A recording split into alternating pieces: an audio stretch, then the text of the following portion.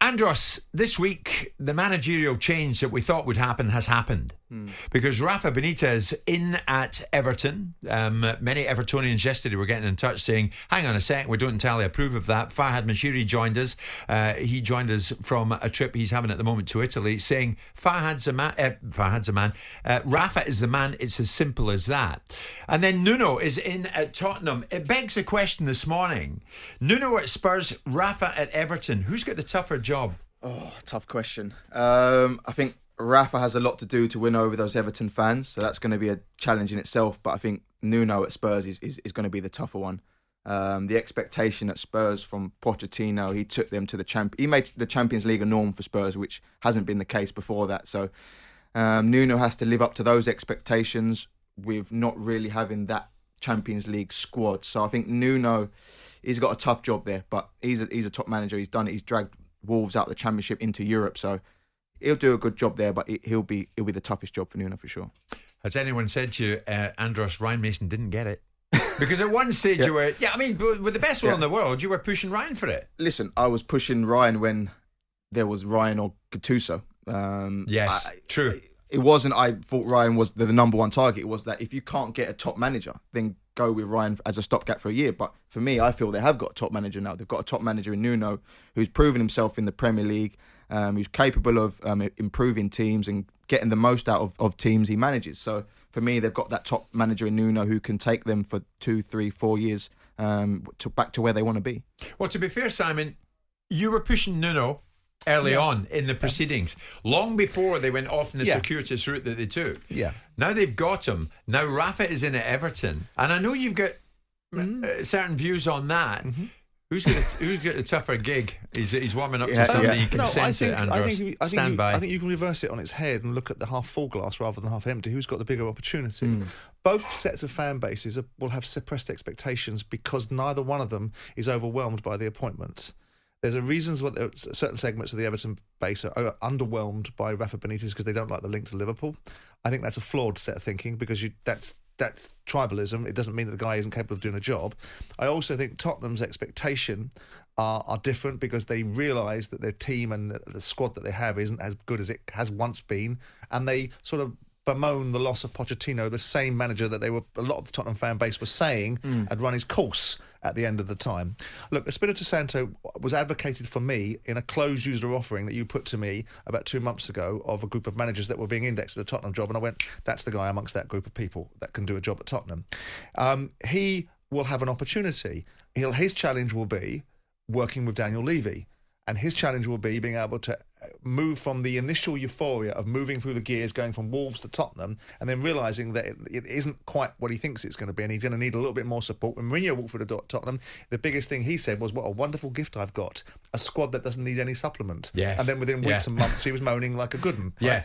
And you've got Rafa Benitez, again, who's got the same challenge, because the Everton squad isn't good enough. When you're signing players like Alex Iwobi and you want to kick on and be up at the higher echelons, and I'm sorry to single him out. You often do. Well, because it's an easy one for me to go to. And I think he's very underrated, Alex Iwobi. I think so too, but I don't think he's at a level that's going to bring Everton into the top 6. And if you're making signings like that, and then saying on the other hand, we're an ambitious club with bags of money behind us, you have to look at your own signing criteria. I think Benitez, for me, probably has the tougher job of the two, because Everton have flattered to deceive for quite some time now. And Moshiri can run. The idea that Moshiri's been cutting his teeth, the handover of power from Bill Kenwright to Moshiri, and some of these appointments haven't been his, is now for the birds. He was after Silva. He was after Carlo Ancelotti, and he wants Benitez. It's now his football club. It's his choices. And somewhere along the line, this decision-making process that has a degree of resistance, and some of it irrational and emotive, as we heard on the show yesterday with the extremes of one caller losing it on air. True. And so I think Benitez probably, but of the two managers, Benitez, I think, is a better manager. They're not similarities to Andros. Tottenham and Everton both want top 6, maybe top 4. Both want a trophy. Yeah. Listen, I think Tottenham want top 4. They got accustomed to dine at the top table in the Champions League, and I don't think their expectations have dropped, rightly or wrongly. But I think with Everton, like you said, their squad probably isn't good enough to get top 4, top 6, but their owners are ambitious. You spoke to them, like you said yesterday. Yeah. Rafa will have bucket loads of money to spend, And let's be real. Last season they finished 10th, but I think they were 2 or 3 points off Europe. So I think they're not as far behind. If they'll have bucket loads of money to spend, because whilst I'm not criticising, because I didn't operate at that level of financial wealth that Moshiri does, they spent a lot of money, but not a lot of it has been spent very wisely.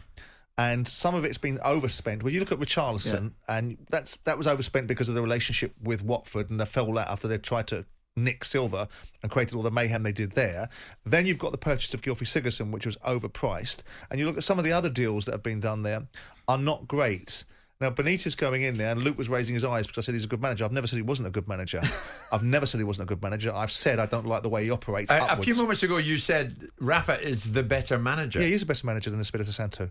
If you look, You've been hammering him for the last few days. I've been hammering the culture of manager that he embodies, which is somebody that likes all the respect being afforded to him, but affording no respect to the people that he works for. So what do you mean by that? What I mean by that is that as a manager, you want your players to understand their role, understand their roles, respect the authority, and get on with things that they don't like. Yeah.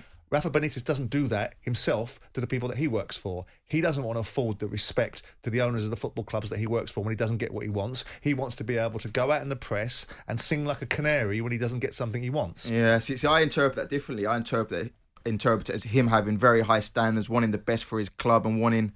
And that's right. But there's something in this world called loyalty, and there's something in this world called respect, and there's something in this world of understanding that there's a time and a place to know when to speak and when to be quiet. And absolutely right for a manager to bat his corner. Absolutely right for a manager to fight for the things he wants to do. It's absolutely not right to drag it into the media and drag the people that you work for into a situation where you put them in an invidious position. If you don't like it, resign and walk out. But hang on a second, you've ripped your trousers jumping from one side of the fence to the other.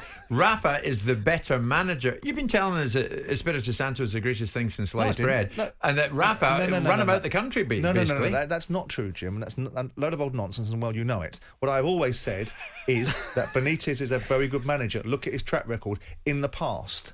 On paper, which is where we currently operate with these two guys going into the jobs that they're in, Benitez has a bigger track record at bigger, better clubs, right? So if you're looking at track records and saying that's the blueprint for how you appoint a manager, which, by the way, is how Moshiri has appointed this manager. He hasn't appointed him in the here and now. He's appointed him on the back of what he's done historically. So yes, you didn't say that Rafa is a manager on an upward trajectory. You didn't say that. Hold on. Do I think that Rafa Benitez's career is on an upward trajectory? No, it's not, because if you've been to Real Madrid and you end up at bloody Newcastle, your career is not going in an upward trajectory, is it? That's a fair analysis, right? But by the same token, if you're comparing a manager like Nuno Espirito Santo, who isn't at the top of the tree, is a manager that's earning the right to go to a club like Tottenham and has yet to prove himself at that level, Benitez has already done that. He proved himself at that level. So if Rafa's a better manager of the two, why did Tottenham not go for him? I don't know. Ask bloody Daniel Levy.